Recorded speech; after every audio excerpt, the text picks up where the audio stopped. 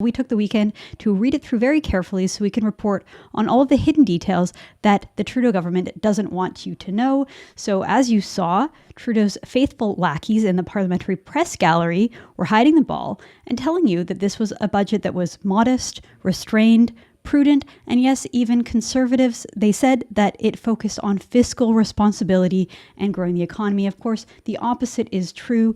The new deficit is now $52.8 billion. That's how much they're spending every single year, more than what they bring in. New spending in this budget amounted to $56 billion. Our debt is now $1.2 trillion, or it will be at the end of the year.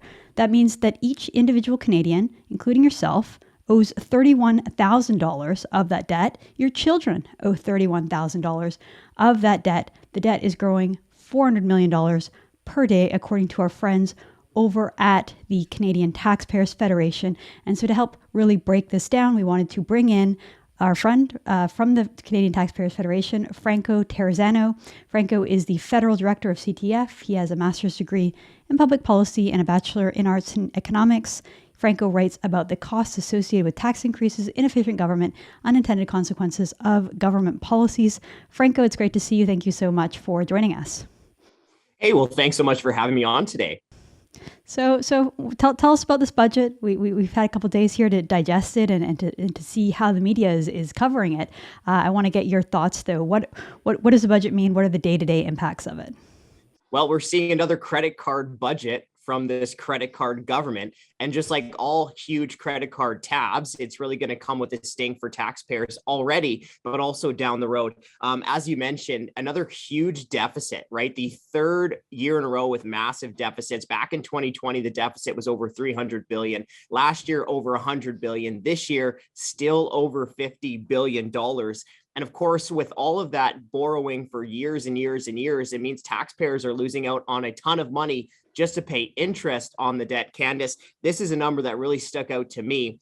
Every single month, taxpayers are losing out on more than $2 billion just to pay interest charges on the government's credit card. To put that into more perspective, it means that this year, Canadian taxpayers are paying more just on interest charges on the federal debt than the Alberta government is spending on healthcare. That's wild. That's incredible. And, no wonder our healthcare system is lagging behind. No wonder our country isn't getting ahead. It's interesting because when you listen to the Liberals and Chrystia Freeland, one of the things I saw her say in an interview with Global was that her focus is on growing the economy. Okay, so that's the key focus for Chrystia Freeland in this budget. Well, Rudyard Griffith, who is editor over at The Hub, he put out a graph from the budget that shows that Canada is dead last in per capita GDP growth for the coming decades. It shows a less than 1% growth in our GDP, which is way below the OECD average.